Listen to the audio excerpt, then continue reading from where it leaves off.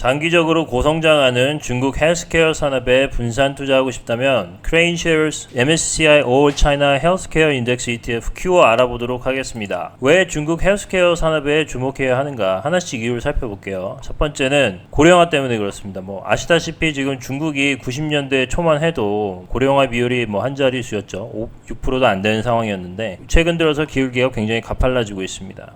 인생을 전체로 봤을 때 젊었을 때는 약값이 별로 안 들잖아요. 근데 나이가 들수록 지출해야 되는 약값이 굉장히 많기 때문에 고령화 산업이 돼야 이제 헬스케어에 대한 관심이 본격적으로 시작이 됩니다. 미국이랑 비교를 해보면 전체 GDP에서 미국 같은 경우는 이제 17% 정도가 이제 헬스케어에 관한 지출인데 중국은 아직 한 5.2%밖에 안 되거든요. 앞으로 국민 소득이 점점 늘어나고 산업이 점점 발전함에 따라서 장수에 대한 욕구도 점점 많아지고요. 그러면 이제 미국처럼만 돼도 앞으로 한 3배 정도 이상 성장할 여지가 남아 있는 거고.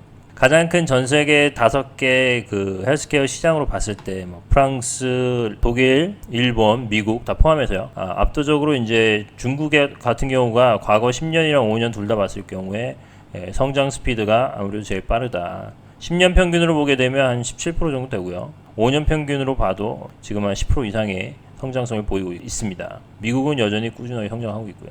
두 번째 이유는 아무래도 이제 헬스케어 지출에 대한 페네트레이션입니다. 중국 같은 경우 2018년 통계 자료에 따르면 이제 제약에 관한 매출의 규모가 137빌리언이었는데 175빌리언으로 계속 성장한다는 전망이 나오고 있고요. 인구 1인당 헬스케어 지출을 보게 되면 US 달러는 441불, 선진국에 비하면 평균 한 5,400불 정도 지출하는 것에 비하면 아직까지 굉장히 침투율이 낮다. 압도적으로 미국 같은 경우는 이제 1인당 지출 비용이 10,000불이 넘어가죠.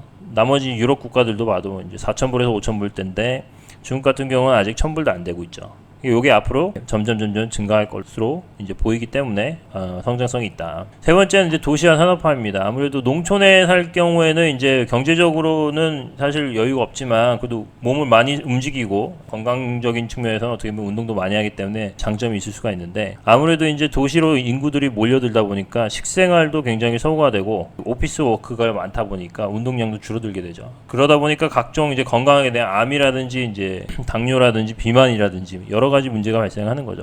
뿐만 아니라 이제 도시화 산업화가 되면 이제 소득이 늘잖아요. 소득이 늘기 때문에 이제 건강에 대한 욕구와 더불어서 헬스케어에 대한 지출이 늘어날 여지가 굉장히 많고요. 다음으로 이제 중국 자체에서 정책적으로 지금 이제 헬스케어 산업을 굉장히 지금 키우려고 R&D에 관한 어떤 규제라든지 지출 같은 경우를 이제 늘려주는 방향으로 가고 있습니다. 헬스케어 산업에 종사하고 있는 기업들의 평균 R&D 익스펜스를 보게 되면 2010년도에 비해서 굉장한 가파르긴 속도로 이제 지출이 늘어나고 있고요. 그리고 바이오테크놀로지 관한 이제 특허도 미국하고 비교했을 때 최근 들어서는 이제 중국에서 발생하는 특허가 개수로 봤을 경우에 물론 퀄리티는 좀 다를 수 있지만 어쨌든 간에 개수로만 보면은 상당히 무서운 속도로 추격하고 있다. 또 다른 측면에서 봤을 때는 정부 차원에서도 상당히 이제 신약 개발이라든지 지네릭 복제약 같은 경우에 대한 규제 같은 걸 굉장히 완화해주고 있습니다. 미국 같은 경우 FDA라고 많이 알고 있는데 중국 같은 경우도 이제 차이나 FDA가 있거든요. 그래서 중국에 시판되는 모든 약들은 아무리 이제 글로벌 제약사에서 만들었다 하더라도 중국 자체에서의 FDA 어프로브를 받아야 되거든요. 그래서 어떻게 보면은 굉장히 경쟁이 제한돼 있다. 그래서 아주 폐쇄적인 시장으로 볼 수 있는 거죠. 글로벌 제약사들이 중국에 진출하기 위해서는 중국 로컬 FDA 어프로브를 받아야 되고 그러다 보니까 이제 그 시장을 컨트롤하기 위해서 중국 기업들하고의 어떤 조인벤처 이런 것들을 상당히 프로모트하는 그런 입장이고요. 재밌는 사실은 이제 미국 같은 경우가 한 신약을 개발할 때 보통 지출하는 금액이 3 to 4 빌리언 달러인데 중국 같은 경우는 이제 3천만 불에서 4천만 불 정도밖에 안 되고 실질적으로 어프로브라는 타임도 글로벌 회사 같은 경우에는 대부분 이제 12년 정도가 이제 평균 걸린다고 하면 중국 같은 경우는 3년에서 2011년 기준으로 2016년도엔 11개월로 굉장히 줄어들고 있죠. 그러니까 중국은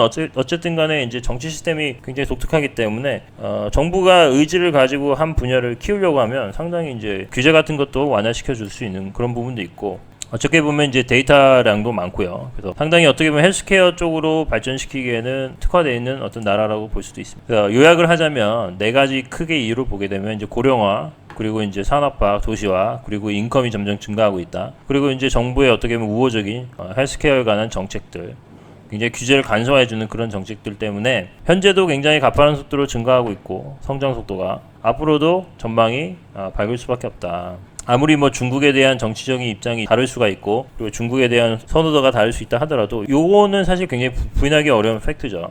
그래서 여기에 이제 투자를 하고 싶은데 어떤 ETF가 있을까 찾아보니까 오늘 소개해드릴 ETF 크레인시어즈 MSCI All China Healthcare Index ETF 알아보겠습니다. 패시브 전략이기 때문에 추정하는 인덱스를 봐야 되는데 요거 이제 자세히 살펴볼게요. MSCI China All Shares Healthcare 10, 40 인덱스인데 요거는 이제 어떻게 보면 시가총액 기준으로 이제 지수를 산출한 방식이고요. 지수에 관해서는 MSCI가 굉장히 메소돌로지가 굉장히 로버스트하기 때문에 요걸 갖고 왔습니다. 간략하게 이제 ETF에 관한 내용을 살펴보면 뉴욕에 상장돼 있고요. 그 익스펜스 레이쇼가 싸지 않습니다. 0.79%고요. 이렇게 보니까 이제 미국이라는 유럽 같은 경우는 이제 ETF에 대한 어떤 그 경쟁이 굉장히 이제 심화돼 가지고 대부분 수수료가 낮은데 중국 관련된 ETF, 중국에 상장돼 있는 ETF, 미국뿐만 아니라 중국 관련된 ETF들은 상당히 패시브 전략임에도 불구하고 수수료가 굉장히 비싸요. 그런 거 이제 잘 감안하셔야 되고 배당이 있다면 이제 연배당이고 추정하는 지수는 MSCI All China Healthcare 10, 40 인덱스입니다. 그래서 인덱스에 관한 내용을 좀 자세히 살펴볼 필요가 있는데 여기 보면 숫자가 있잖아요. 10, 40이 왜 들어가냐면 언더라잉 회사들을 봤을 경우에 한 회사에 대한 비중을 캡을 씌워놨습니다. 10%를 넘어가지 않도록. 그리고 5% 이상을 담은 회사들을 다 합쳐도 이 40%의 비중을 넘어가지 않도록 하기 위해서 이 10, 40은 어떻게 보면 개별에 대한 그리고 이제 그 5% 넘어가는 회사들의 총합에 대한 캡을 의미하는 걸 볼 수 있고요. 한마디로 얘기하면 중국 본토에 상장되어 있는 뭐 A나 B 쉐어, 그리고 홍콩에 상장된 H 쉐어, 뭐 레드칩, 그 미국에 상장되어 있는 ADR 다 포함해서 지역을 막론하고 어쨌든 간에 중국 관련된 헬스케어 산업에 대한 기업들은 다 웬만하면 담는 거고요. 시가총액 기준으로 담습니다. 브레이크다운 살펴보게 되면 이제 43% 정도가 이제 제약회사고요. 15% 정도가 이제 바이오테크놀로지, 나머지 한 14.5% 정도가 라이프 사이언스에 관한 어떤 서비스도 그리고요. 그리고 헬스케어에 관한 이제 장비들, 뭐 다양하게 어떻게 보면 굉장히 분포되어 있습니다. 일단은 어쨌든 제약이랑 바이오 비중이 굉장히 많고요. 리스팅 기준으로 봤을 경우에는 중국에 상장되어 있는 게 대부분이고 64.7%고요. 그리고 홍콩에 상장되어 있는 게 33%죠. 이 두 개 합하면 거의 대부분이죠. 미국에 상장되어 있는 건 2% 정도밖에 안 되고요. 성과를 이건 인덱스 성과입니다. ETF 성과가 아니라 인덱스 성과를 살펴보게 되면 이제 MSCI China All Shares에 대해 직관적으로 보셔도 이제 그래프상으로 봤을 때 상당히 아웃퍼폼하는 걸 보실 수 있고요. 특히나 최근 같은 경우에 전염병 사태 때문에 그런지 더 이제 확연하게 이제 여기에 대한 관심도가 올라가서 2012년 11월부터 시작하면은 누적 수익률이 거의 뭐 200%가 넘는 거죠. 지금 한 3배 정도 넘었으니까. 상당히 이제 변동성이 높은 지수입니다. 기간별로 나눠 살펴보게 되면 이어 투데이 퍼포먼스는 8월 31일 기준으로 54%고요. 상당히 선방했죠. 리얼라이즈 변동성을 보게 되면 24%에서 26%. 상당히 이제 개별 주식만큼이나 변동성이 심한 지수로 볼 수 있습니다. 언더라잉 회사들 예를 보면 크게 이제 6가지로 나누는데요. 첫 번째가 이제 그 지네릭이죠. 복제약. 두 번째가 메디컬 디바이스, 세 번째가 이제 건강검진 관련된 어떤 그런 하스피터 어드민이고요. 그리고 이제 바이오테크놀로지. 특이하게도 이제 중국에서는 워낙 이제 오리엔탈 메디슨이죠. 한방의학 같은 경우가 무시할 수 없거든요. 이 회사들이 굉장히 매출 규모가 어마어마한데 이런 회사들도 이제 담고 있고요. 그리고 헬스케어 IT는 어떻게 보면 핑하고 닥터나 알리에스처럼 이렇게 디지털라이제이션에 어떻게 보면 수혜를 받을 수 있는 온라인 상에서 이제 건강에 대한 뭐 수요가 높아지니까 여러 가지 이제 약 같은 거를 이제 팔잖아요. 그런 회사들도 이제 담고 있다. 대표적인 회사들은 이렇게 있는데 제가 사실 뭐 개별 종목을 추천하는 게 아니기 때문에 요거는 관심 있으시면 나중에 구독자분들께서 하나씩 살펴보시면 될 것 같습니다. 최근 주가 흐름을 살펴보게 되면 MSCI 차이나 인덱스, S&P 500 그리고 나스닥이랑 비교를 해봐도 파란색이 이제 S&P고요. 그리고 MSCI 차이나, 그 나스닥이 이제 빨간색인데 큐어 ETF는 상당히 이제 아웃퍼폼하고 있다. 사실 3월달 이제 전염병 사태 때 이거 굉장히 중요한 포인트인데 이 지수 자체가 다른 지수에 비해서 상당히 그 맥스 드로다운이 낮습니다. 왜냐면 아무래도 이제 전염병 사태가 일어나다 보니까 수혜를 받을 만한 섹터가 아무래도 헬스케어잖아요. 거기에 대해서 이제 사람들이 많이 투자를 한 것 같고 6월, 7월 되면 어떻게 보면 이제 그 주가의 어떤 탄력성, 굉장히 가파른 속도 올랐죠. 최근에 이제 조정을 받았는데 이제 만약에 이 섹터에 투자하시고 싶은 분 같은 경우에는 지금같이 이제 지수가 조정을 받았을 때 갈아타기 어떻게 보면은 좋은 타이밍일 수도 있는 거고. 어쨌든 간에 중국에 투자해야 된다 그러면 전체 시장에 대한 투자하는 것도 고려해 보실 수 있지만 그 중에서도 가장 성장성이 높은 뭐 IT 테크에 관한 거는 많이 알려져 있는데 아무래도 장기적으로 봤을 경우에는 이제 헬스케어도 상당히 성장 산업이기 때문에 관심을 가질 필요가 있다.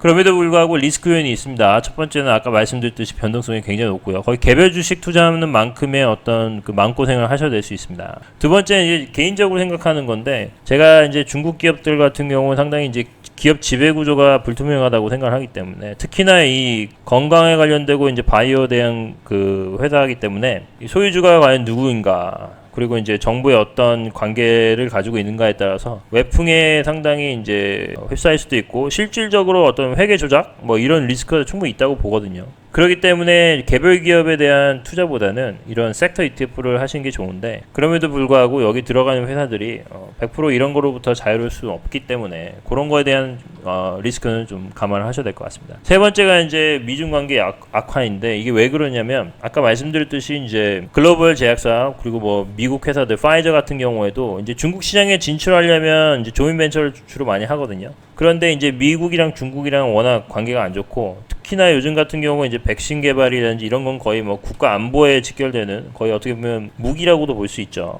과거에 어떤 1차 세계대전, 2차 세계대전에는 미사일이랑 탱크로 싸웠으면, 지금 같은 경우는 어떻게 보면 그 백신 같은 걸로도 서로 이제 힘을 겨룰 수 있는 거잖아요. 이런 상황에서 이 조인벤처에 관해서 어떻게 보면 이제 자본이 생길 수 있다. 미국이랑 중국 간의 관계가 이 섹터에 안 좋은 영향을 미칠 수 있기 때문에 그런 거 잘 면밀히 보셔야 될 것 같습니다. 정리해 보겠습니다. 첫 번째, 장기적으로 고성장하는 중국 헬스케어 산업에 주목하자.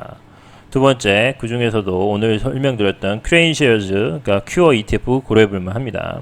세 번째, 그럼에도 불구하고 리스크 요인을 잘 감안하셔서 장기로 분할 매수 고려해볼만 합니다. 왜냐하면 워낙 변동성이 높기 때문에. 그리고 이제 여기에 대한 어떤 그 집중 투자보다는 어떤 전체 포트폴리오에서 리스크를 감안하실 수 있는 그 정도 안에서만 고려해보는 것도 나쁘지 않을 것 같습니다.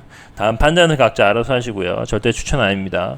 오늘 내용이 유익했으면 구독과 좋아요, 알림 설정 누르시고 다음에 더 좋은 내용으로 찾아뵙도록 하겠습니다. 감사합니다.